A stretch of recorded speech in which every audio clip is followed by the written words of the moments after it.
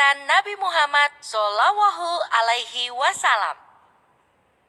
Mekah yang semula hanya ditinggali oleh Hajar dan Nabi Ismail, seiring dengan berjalannya waktu, berubah menjadi sebuah negeri yang besar.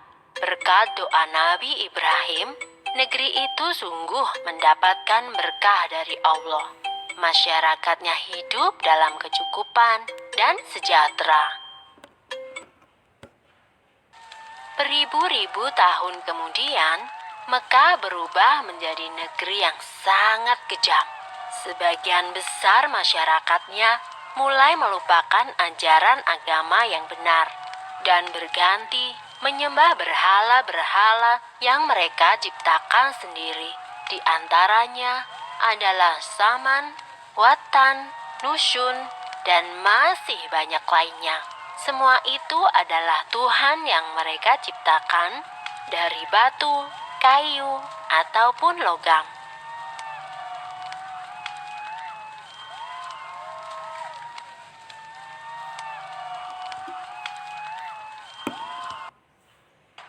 Kaum Quraisy menganggap harta adalah segalanya. Bagi yang memiliki harta paling banyak, dialah yang akan menjadi pemimpin. Demi mencapai kehormatan dan kedudukan, mereka menghalalkan segala cara. Karena itu pula, mereka seringkali terlibat dalam perselisihan dan kadang-kadang menimbulkan perang antar saudara. Bukan hanya Tuhan mereka saja yang berubah, sifat dan perilaku masyarakatnya pun juga berubah.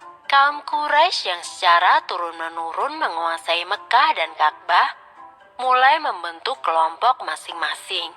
Mereka sangat berkuasa dan kaya raya.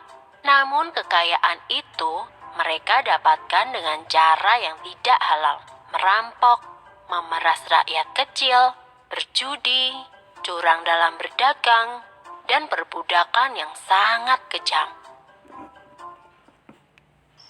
Zaman di mana kaum Quraisy hidup dengan cara yang kejam disebut zaman jahiliyah. Pada zaman itu, ada seorang wanita soleh bernama Aminah. Suaminya bernama Abdullah.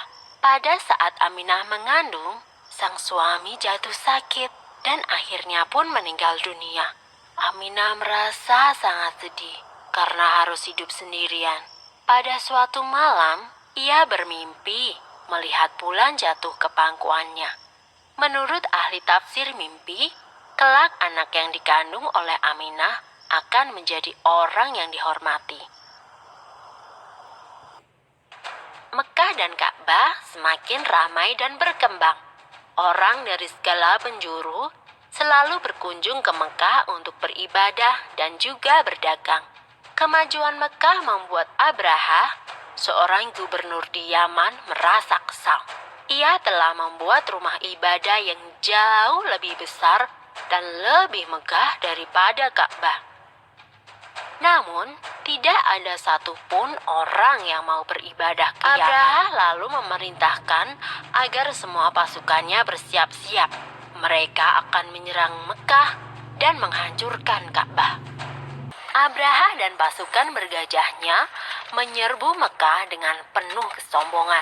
Ketika ia akan menghancurkan Ka'bah, tiba-tiba datang ribuan burung ababil. Burung-burung itu membawa batu-batu berapi dari neraka. Kemudian, batu-batu itu dilemparkan ke arah pasukan gajah Abraha. Dalam sekejap mata, pasukan Abraha berhasil dikalahkan dan Ka'bah pun dapat diselamatkan. Tahun itu kemudian disebut dengan Tahun Gajah. Pada Tahun Gajah itu pula, Aminah melahirkan putranya. Ia memberikan nama Muhammad, sebuah nama yang tidak lazim untuk anak-anak kaum Quraisy.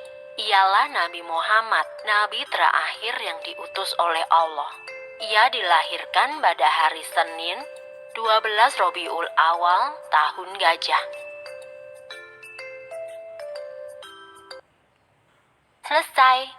Sumber dalam Al-Quran terdapat dalam surat Al-Fil ayat 1-5 yang artinya, apakah kamu tidak memperhatikan bagaimana Tuhanmu telah bertindak terhadap tentara bergajah? Bukankah Dia telah menjadikan tipu daya mereka untuk menghancurkan Ka'bah itu sia-sia? Dan Dia mengirimkan kepada mereka burung yang berbondong-bondong, yang melempari mereka dengan batu berasal dari tanah yang terbakar. Lalu Dia menjadikan mereka seperti daun-daun yang dimakan ulat.